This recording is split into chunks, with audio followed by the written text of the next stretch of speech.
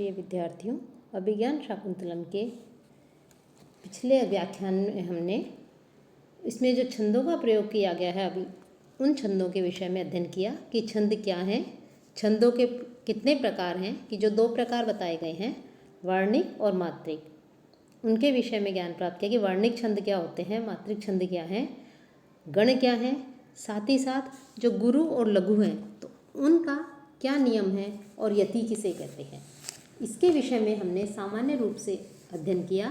साथ ही साथ जो अनुष्टुप छंद है, आर्य जाति और उपजाति, इनके लक्षण और उदाहरण जो है हमने पिछले व्याख्यान में अध्ययन कर चुके हैं, जान चुके हैं। अब हम आगे के जो छंद हैं उनके विषय में अध्ययन करेंगे कि अब है इंद्रवज्रा छंद। तो इंद्रवज्रा छंद का क्या लक्षण है कि स्यादिंद्र वज्रा यदि तौ जगौ गय, कि जिस छंद के प्रत्येक चरण में 11 वर्ण होते हैं और प्रत्येक चरण में क्रमशः 2 तगण, 1 जगण और अंत में 2 गुरु होता है, वो इंद्रवज्रा छंद कहलाता है। अर्थात 2 तगण, 1 जगण और अंत में 2 गुरु, ये इंद्रवज्रा छंद में होते हैं। साथ ही साथ इसके जो 4 चरण हैं उन चारों चरणों में क्रमशः 11-11 वर्ण होते हैं। अब अभिज्ञान शाकुंतलम के चौथे अंक का जो 22वां श्लोक है वो यहाँ पर उदाहरण के रूप में दे रहे हैं कि अर्थो ही कन्या परकीय एव तामध्य संप्रेक्ष्य परिगृहीतु जातो ममायम विशुद्धः प्रकामम प्रत्यर्पितन्यास इव अंतरात्मा। तो यहाँ पर जो पहला चरण है उस पहले चरण में हम इस इंद्रवज्रा छंद के लक्षणों को बताएंगे, अन्य चरणों में भी जो है वही लक्षण रहेंगे कि अर्थो ही कन्या परकीय एव। तो सबसे पहले आता है इसमें तगण। तो तगण का जो चिन्ह है वो है गुरु, गुरु और लघु, अर्थात 2 गुरु और 1 लघु, ये तगण है। फिर वापस तगण आता है गुरु, गुरु और लघु, फिर जगण है लघु, गुरु और लघु और अंत में 2 गुरु आते हैं। तो इस प्रकार से यहाँ पर 2 तगण, 1 जगण और अंत में 2 गुरु हैं, साथ ही साथ 11 वर्ण हैं। तो ये इंद्रवज्रा छंद यहाँ पर प्रस्तुत किया गया है कि ये इंद्रवज्रा छंद है।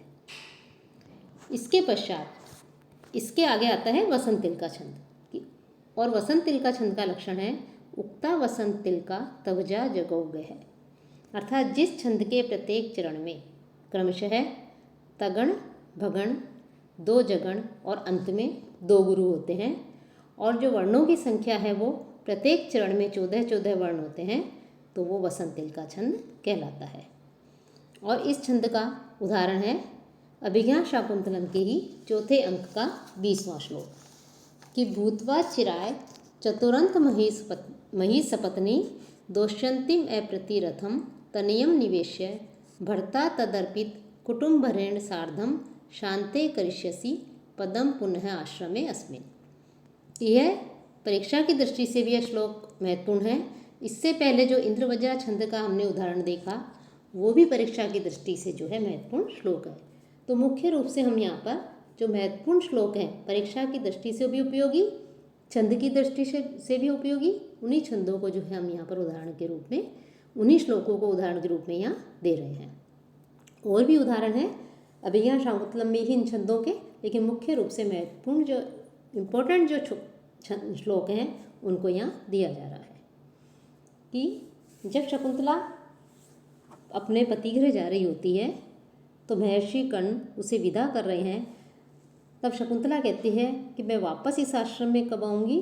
तब महर्षि कर्ण कहते हैं कि लंबे समय तक तुम इस पृथ्वी की सपत्नी बन करके इस पृथ्वी पर राज्य करके अपने पति के साथ में स्थित होकर के और पुत्र को उत्पन्न करके, तुम्हारा जब पुत्र होगा और उस पुत्र के ऊपर जब वो इस योग्य हो जाए कि राज्य का और कुटुंब का जो भार है वो अपने ऊपर ले सके, उसका पालन पोषण कर सके, तो उसके ऊपर राज्य सौंप करके उसको कुटुंब का भार उसे दे करके अपने पति के साथ में वापस जो है तुम इस आश्रम में आओगी।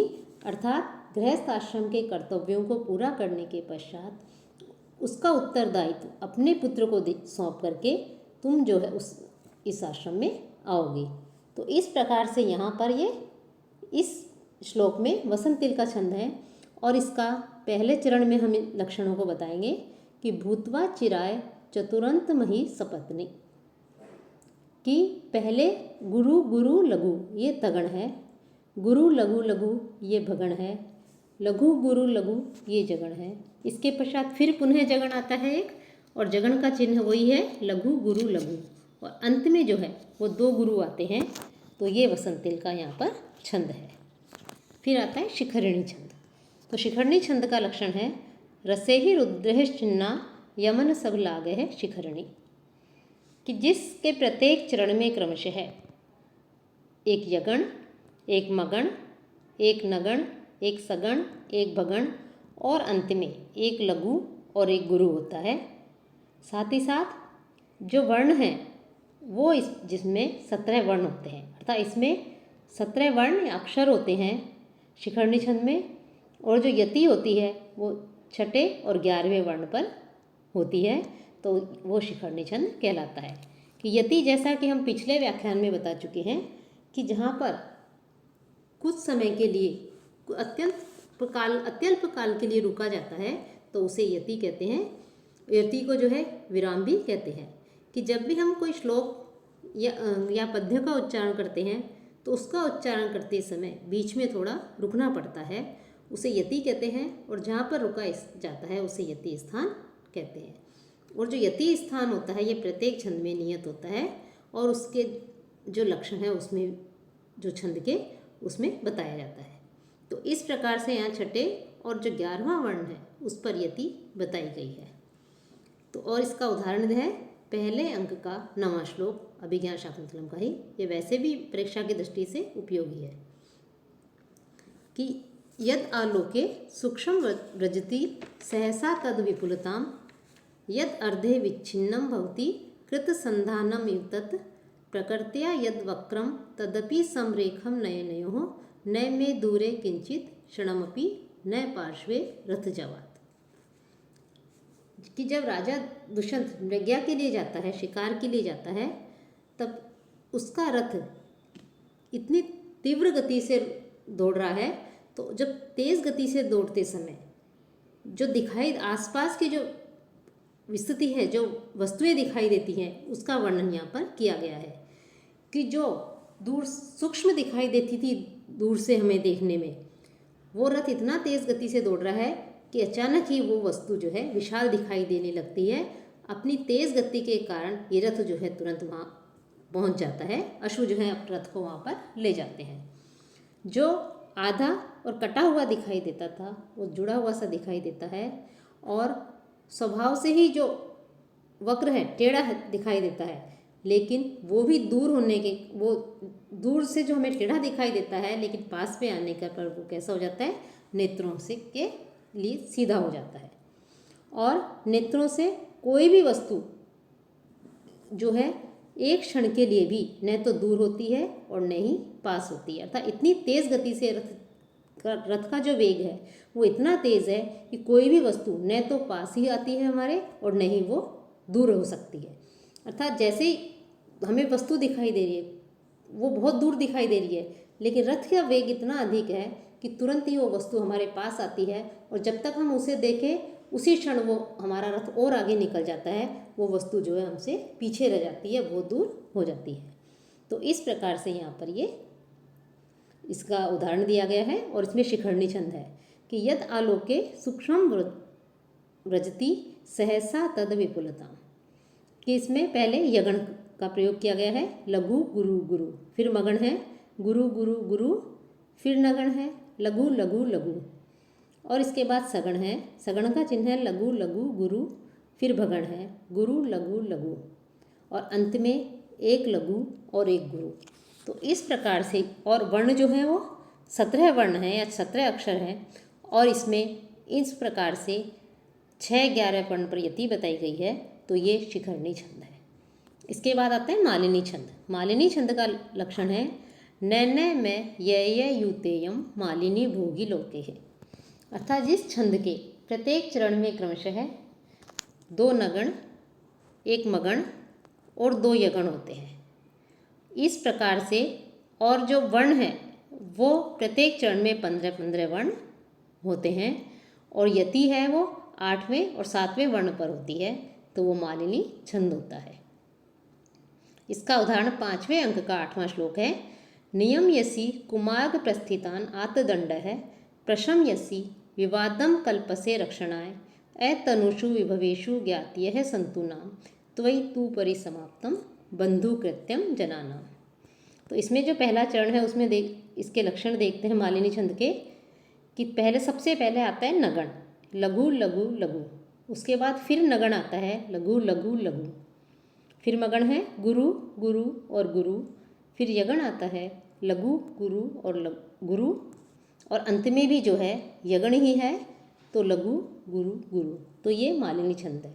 तो इस प्रकार 2 नगण, 1 मगण और 2 यगण से जो युक्त होता है और 15 वर्ण जिसमें होते हैं वो मालिनी छंद होता है। यहाँ पर जो है जो यति बताई गई है वो यति जो है 8वें और 7वें वर्ण पर होती है, तो वो मालिनी छंद है। फिर आता है रथोद्धता छंद। रान्नर राव ई है रथोद्धता लघु, कि जिस छंद के प्रत्येक चरण में क्रमशः है रगण, नगण, रगण और अंत में 1 लघु और 1 गुरु होता है, तो वो रथोद्धता छंद होता है, और इसके प्रत्येक चरण में 11-11 वर्ण होते हैं। इसका उदाहरण है 7वें अंक का 18वां श्लोक।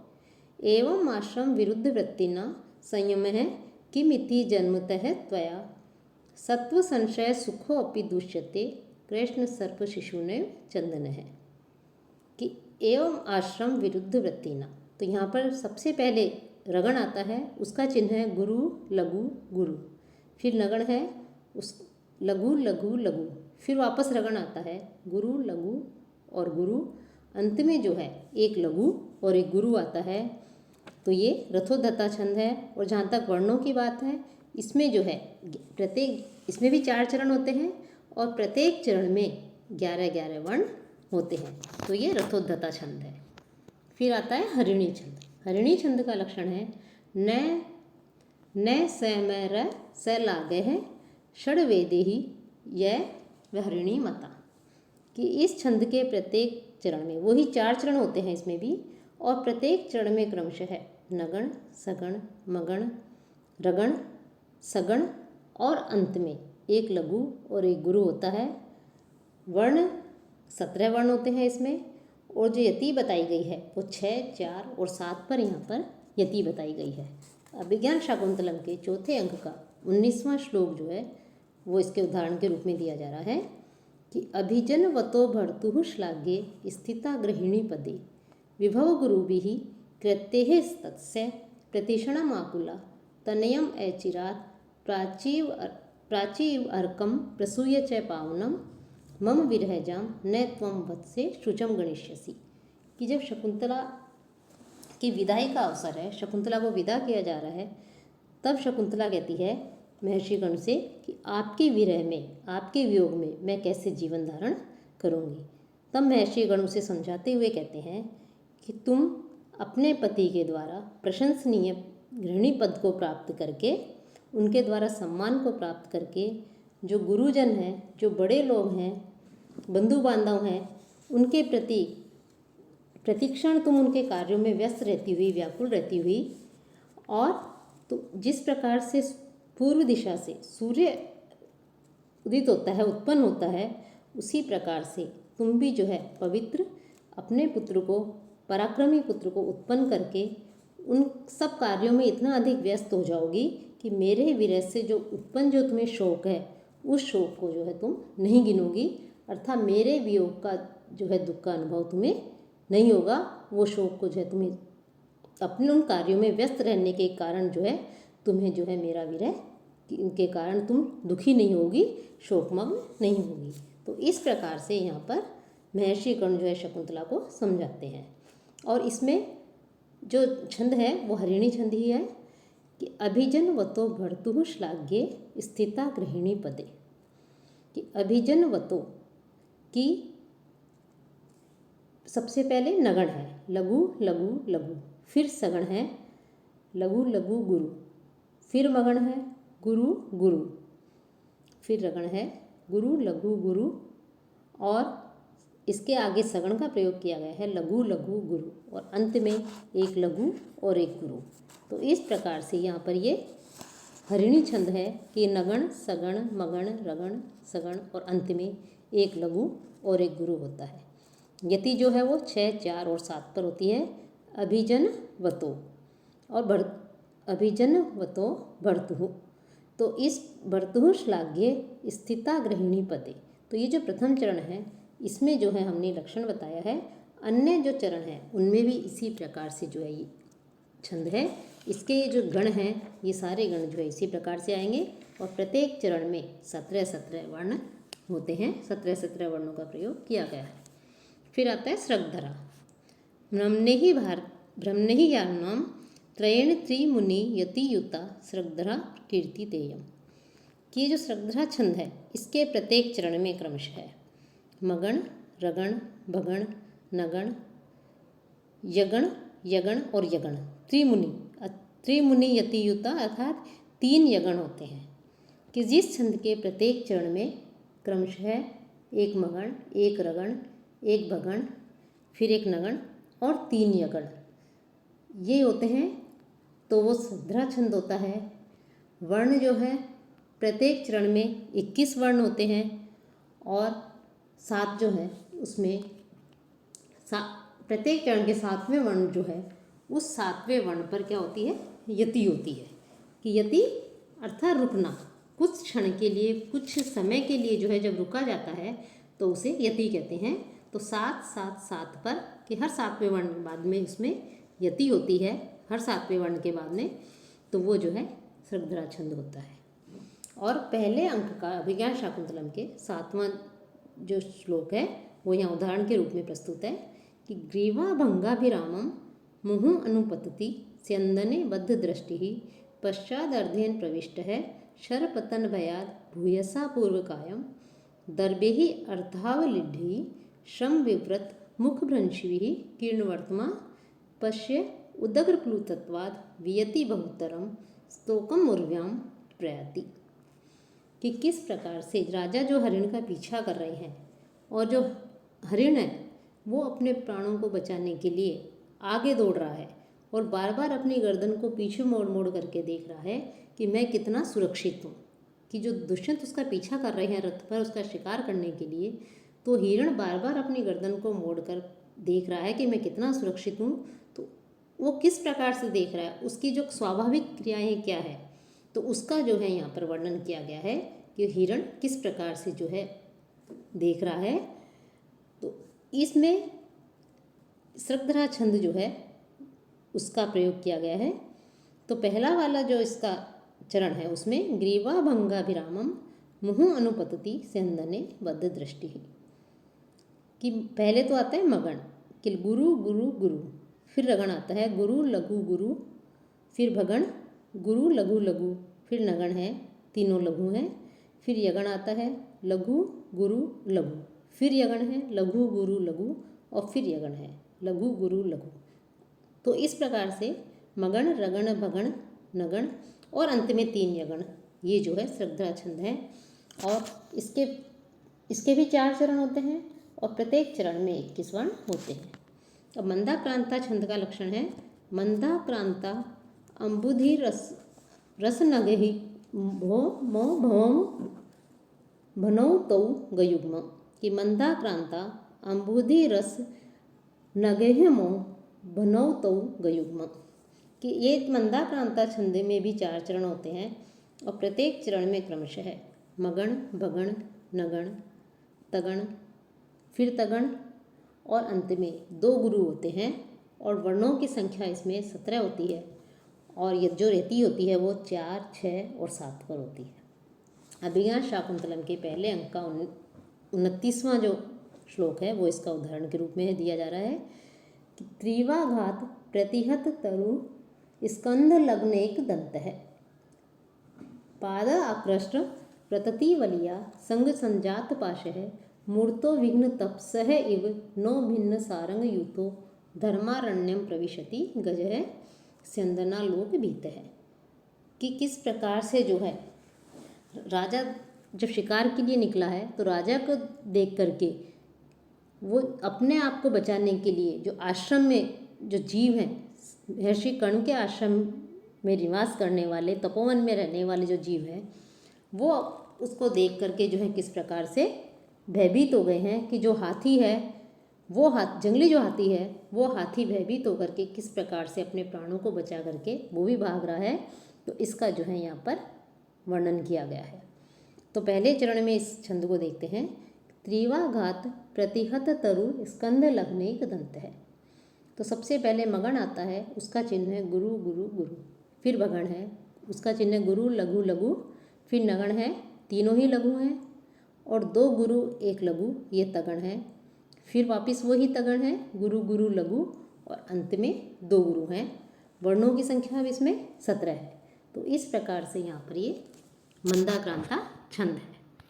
अब अगला है शार्दूल विक्रीडितम छंद। इसका लक्षण है सूर्याश्वेहिम सजास्ततः स गुरुवः शार्दूल विक्रीडितम। कि शार्दूल विक्रीडितम जो छंद होता है उस छंद में भी 4 चरण होते हैं, और इसके जो चारों चरणों में जो है उसके प्रत्येक चरण में क्रमशः मगण, सगण, जगण, सगण, तगण, और फिर वापस तगण, और अंत में एक गुरु होता है।